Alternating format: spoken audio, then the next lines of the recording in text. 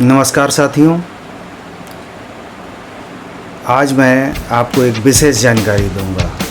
कुछ लोग उन्हें भगवान मानते हैं, कुछ लोग उन्हें एक धोखेबाज कहते हैं, लेकिन इस बात से कोई इनकार नहीं कर सकता कि ओशो रजनीश ने दुनिया भर के लाखों लोगों की सोच को बदल दिया है। कौन थे ओशो, क्या था उनका दर्शन और क्यों आज भी उनका नाम विवादों और चेतना दोनों का प्रतीक बना हुआ है। तो आज मैं बताता हूँ आपको ओशो का प्रारंभिक जीवन। ओशो का असली नाम रजनीश चंद्र मोहन जैन था। उनका जन्म 11 दिसंबर 1931 को कुचवाड़ा मध्य प्रदेश में हुआ था। बचपन से ही वो बहुत बुद्धिमान, जिज्ञासु और विद्रोही स्वभाव के थे। वो सवाल पूछते थे, वो सवाल जो कोई पूछने की हिम्मत भी नहीं करता था, जैसे भगवान कौन है, धर्म क्या है, मृत्यु के बाद क्या होता है। ओशो का मन साधारण चीज़ों में नहीं लगता था कि जैसा कि अन्य बच्चों में लगता था। वो ध्यान में समय बिताते थे और बहुत ही कम उम्र में ही उन्होंने आत्मा और अस्तित्व को लेकर गहरा चिंतन करना शुरू कर दिया था। शिक्षा और शुरुआत की बात करते हैं। उनकी जबलपुर विश्वविद्यालय से दर्शन शास्त्र में मास्टर डिग्री ली और बाद में वहीं प्रोफेसर भी बने, क्योंकि इतने ज्ञानवान थे। लेकिन ओशो का जीवन क्लासरूम तक सीमित नहीं था। उन्होंने भारत के विभिन्न शहरों में जाकर प्रवचन देना शुरू किया, क्योंकि ज्ञान ही इतना था। उनके बोलने का अंदाज बड़ा ही बेबाक, निर्भीक और कड़वा सच कहने वाला था। वो कहते थे, मैं किसी धर्म को नहीं मानता, मैं केवल सच की खोज में हूँ।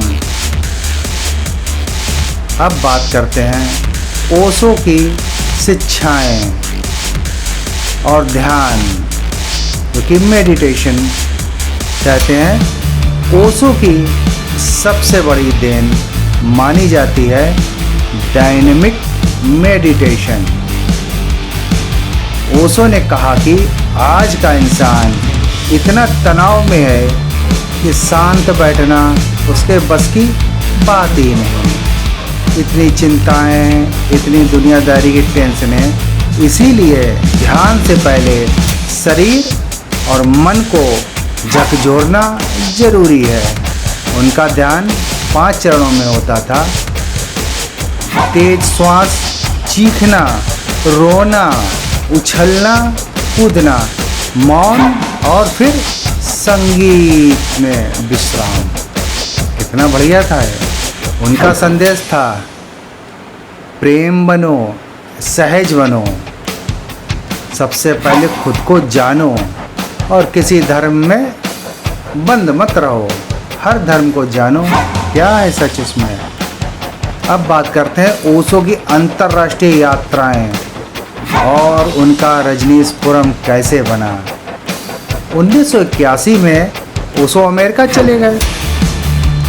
वहाँ उन्होंने ओरेगन में 64,000 एकड़ जमीन पर एक पूरी कम्युनिटी बसाई, जिसको नाम क्या दिया, रजनीशपुरम। यह एक तरह का आध्यात्मिक शहर बन गया, जिसमें हजारों अनुयायी रहते थे ओशो के। लेकिन यहीं से ओशो की जिंदगी में विवाद शुरू हुए, क्योंकि वो धर्म विरोधी थे, भगवान विरोधी थे।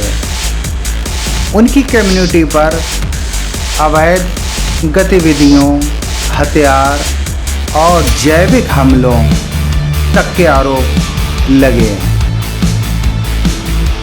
1985 में उन्हें अमेरिका से गिरफ्तार कर वापस भारत भेजा गया। शायद अमेरिका वाले डर रहे थे उनसे। अब बात करते हैं विवाद और आलोचना। ओशो को लेकर विवादों की कोई कमी नहीं रही है। समाधि से संभोग की, ये तो आपने कई रीलों में देखा होगा। अनुयायियों से पैसा लेना, लग्जरी कार का शौक तो आपको पता ही होगा। उनके पास 93 रोल्स रॉयस थी।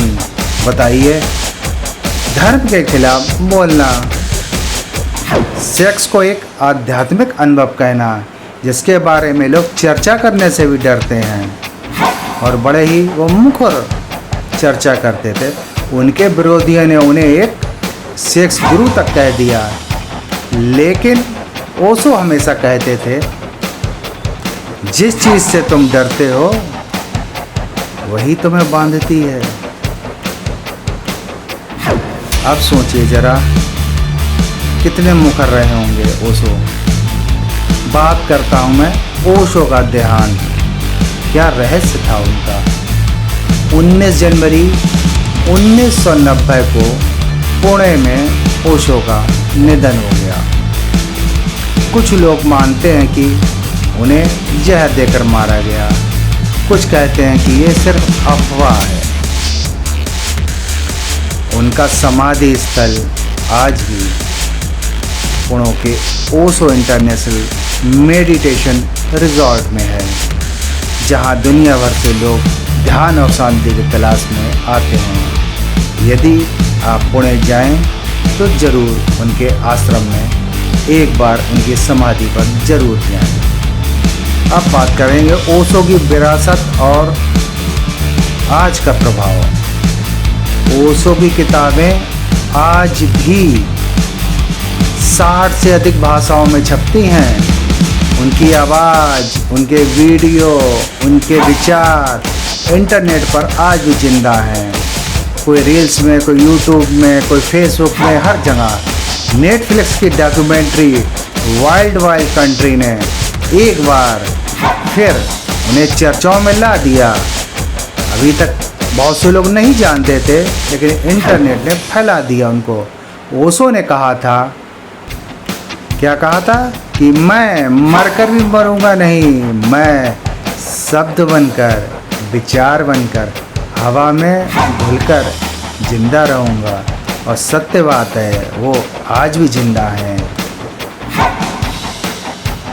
ओशो एक साधु थे, एक संत भी और एक विद्रोही भी।